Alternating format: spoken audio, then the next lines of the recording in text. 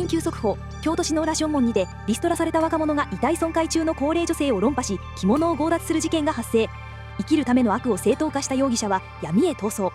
現場にはニキビという名の未熟なエゴイズムだけが残されています。皆さんこんにちは。国語対話へようこそ。今回のテーマは芥川龍之介の名作羅生門です。見てください、この私の最高傑作。門の上でうごめく老婆と主人公の巨大なニキビをシュルレアリズム風に融合させてみました。この海が弾けそうな赤色、尊くないですか？おお、 MCC、 これは実に見事な伏線ですね。このどす黒い赤色は単なる炎症ではなく、平安京という巨大システムがサーバーダウンした直後の無秩序なポストアポカリプスを示唆しています。インフラが停止し、死体がリサイクル資源として扱われる循環型ディストピアにおいて、このニキビは主人公の自我が。はいはい、もう時間切れ。解説が長いね。さっさと本編行くで。さあ、ここからは真相究明インベスティゲーションのお時間です。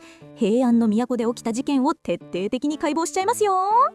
解剖ですか。実にいい響きですね MCC。 では現代のロジックという名のメスでこの哀れな下人の正体を切り刻んでみましょう。言い方が怖いです。まずは主人公の下人さんですが、リストラされたばかりで頬に大きなニキビがある若者ですよね。工業製品として見るならば彼は完全に型落ちモデルリスコンですね。長年稼働していた主人というサーバーから接続を切られ、再就職という OS アップデートにも失敗している。ちょっと待って、人間を家電みたいに言わないでください。彼は再就職先を探そうとしてるんですよ。いいえ、スペック表を見てください。彼の頬にあるニキビ、あれはメンテナンス不足による初期不良バグの証拠です。自己管理すらできないユニットが過酷な平安サバイバル市場で有料物件として機能するとは到底思えません。ひどい。ニキビくらい誰にでもできるでしょ。青春のシンボルですよ。学術的にはそうですが解釈違いですね。あれは彼の精神的未熟さが体というハードウェアに露出したシステムエラーの警告灯なのです。もう猫さんの目には愛がないな。じゃあ彼が門の下で盗人になるか餓死するかずっと悩んでるシーンはどうですか？それこそが最大の問題行動です。彼は結論の出ない問いを延々と繰り返している。 IT 用語でいうところの無限ループフリーズ状態ですよ。フリーズ？必死に人生の選択をしてるのに。CPU 使用率だけが無駄に上がって何も生産していない。雨が止むのを待つという受動的な姿勢は回線が復旧するのを待つだけの無能なサーバー管理者と同じです。そんな、でも雨の中じゃ動けないし仕方ないじゃないですか。いいえ、決断を先延ばしにすることで彼は機械損失を垂れ流しているのです。悩んでいる間のカロリー消費すら今の彼には致命的なバグだというのに。言い返せないけどムカつく。じゃあ意を決して門の上に登るシーンは？これは勇気ある行動でしょ？ MCC、 法治国家の住人としてその発言は危険ですよ。彼がやっているのは管理者のいない私有地への建造物侵入にイリーガルアクセスに他なりません。そこ？緊急避難的なあれじゃないんですか？しかも彼は太刀に手をかけている。これは明確な凶器準備集合罪の構成要件を満たしています。雨宿りという名目でセキュリティホールを突き、サーバー内部にバックドアを仕掛けようとするハッカーの挙動そのものです。いや、お化けが出るかもしれないから怖かっただけでしょ。ハッカー扱いしないでよ。恐怖を理由に武装していいなら世の中は世紀末ヒャッハーですよ。彼がはしごを登る行為は社会規範の重大な違反であり、アカウント凍結対象です。厳しすぎる。じゃあ上で老婆を見つけて取り押さえるシーン、あそこは正義のヒーローっぽかったですよね。笑わせないでください。あれは単なる初心者狩り PK です。初心者狩り？悪を成敗したんじゃないんですか？老婆は非武装ノンアクティブのクラフターですよ。対して下人は武装したアタッカー、戦力差は歴然です。一方的に暴力を振るいマウントを取って越に行っている。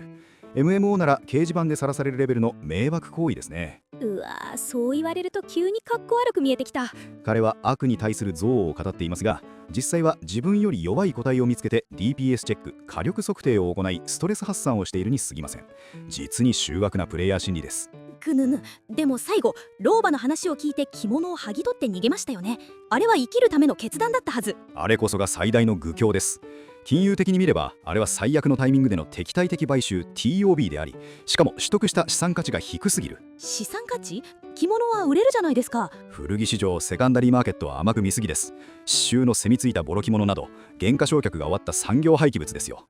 そんなゴミ資産のために強盗というリスクを負うなんて投資対効率がマイナスに振り切れていい。もうごちゃごちゃうるさいわボケ。急に治安が悪化しました？あんたな、ROI だのスペックだの偉そうに言うてるけどな、一番のアホはこの下人や。おばあちゃんの着物ひっぺ返してどないするつもりやねん。おっしゃる通り資産価値が。価値以前の問題や。そんな死体の汁ついた汚い着物メルカリでも売れへんわ。クリーニング代の放題高くつくっちゅうね。強盗して手に入れたんが古着1枚でコスパ悪すぎやろ。もっとええもん狙わんかい。その通りです。リスク管理がなってません。ほんま情けないわ。そんな暇あったらな、ハローワーク行って職業訓練受けよ。手に職つけたら食いっぱぐれへんねん。鬼門1枚で人生棒に振るとか計算できひんのか、このドアホ。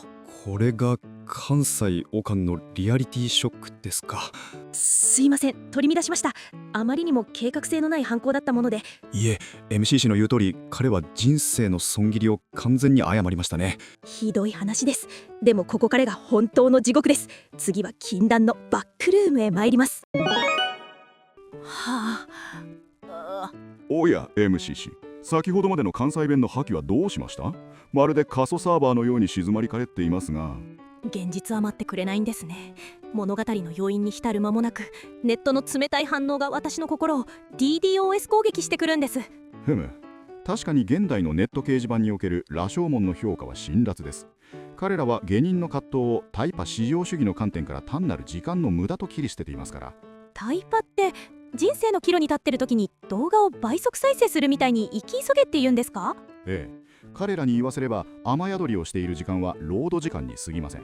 さっさと結論を出さないのは論破されるべき弱者の振る舞いなのです。せちがらい。でも生まれた時代が悪かったとかどうしようもないこともあるじゃないですか。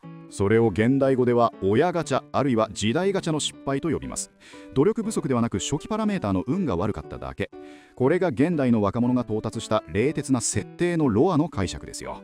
そんなガチャ爆死みたいに言わないでよ。もっとこう文豪ならではの深い事情とかないんですか？いい質問ですね。では著者のゴシップをリークしましょう。芥川龍之介という男、実は極度のルックス至上主義であり、自分の容姿に異常なほどの執着を持っていました。ナルシストだったんですか？あの神経質そうな顔で。彼は自分の高い鼻や切れ長の目を愛する一方で、身体の弱さに強烈なコンプレックスを抱えていました。有名な顎に手を当てるポーズは、自分が一番美しく見える角度を計算し尽くした自撮りアングルなんですよ。うわー、現代でいうところの加工アプリで盛るタイプだ。さらに彼はドッペルゲンガーを見るほどの精神的過負荷を抱えつつ、極度の風呂嫌いだったという説もあります。潔癖症なのに風呂に入らない、この矛盾、実に文豪の狂気を感じさせませんか？ただの不潔なイケメン自称じゃないですか。作者も大概やな。幻滅しました。ふふふ。しかしそんな彼が書いたからこそ、この作品は教科書に採用され続けているのです。ここで一つ教育界の陰謀論を提示しましょう。また変なことを。どうせ道徳教育とか言うんでしょ？いいえ、この物語が教える真のカリキュラムは学習性無力感飼いならしの植え付けです。学習性無力感、どういうことですか？下人は悩み苦しみ、最終的に犯罪者となって闇へ消えます。これを読んだ生徒たちは無意識にこう刷り込まれるのです。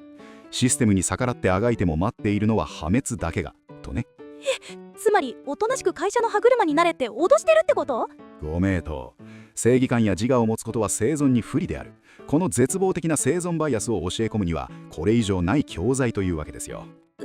確かに私も昔必死に書いたポエムノートをクラスで見つけられて笑われた時、二度と表現なんてしないって誓いましたもん。ほう、 MCC、 それは興味深いデータですね。具体的にはどのような黒字記を？漆黒のダーテン誌ってタイトルで自分の孤独を綴った詩集を誰にも見せないつもりで机に入れてたのに漆黒のダーテン誌、それは実に見事な中二病の遺産ですね。承認欲求と自意識が暴走した若さゆえのデジタルタトゥーならしアナログタトゥーです。笑わないでよ。誰も理解してくれない創作の孤独は芸人のニキビのくらい痛いんだから。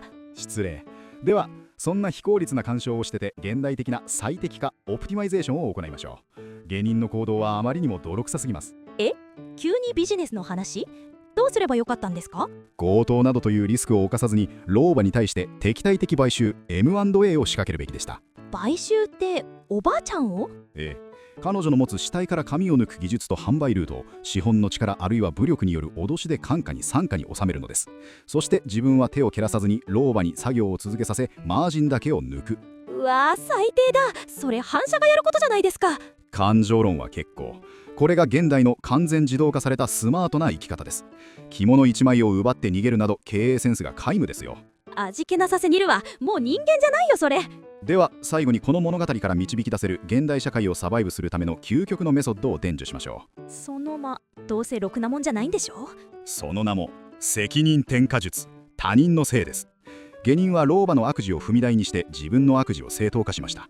あいつが悪いことをしているのだから私が何をしても許されるという論理です。それはネットの炎上とかでよく見るやつ。そうです。自分より悪いやつを見つけそいつを叩くことで自分は正義の立場に立つ。この羅生門メソッドこそが現代社会の攻略法、ライフハックなのです。最悪の教訓やだ。人間として終わってるわ。皆さんこんな大人にならないでくださいね。でもチャンネル登録だけは生きるためだと思ってお願いします。にゃん。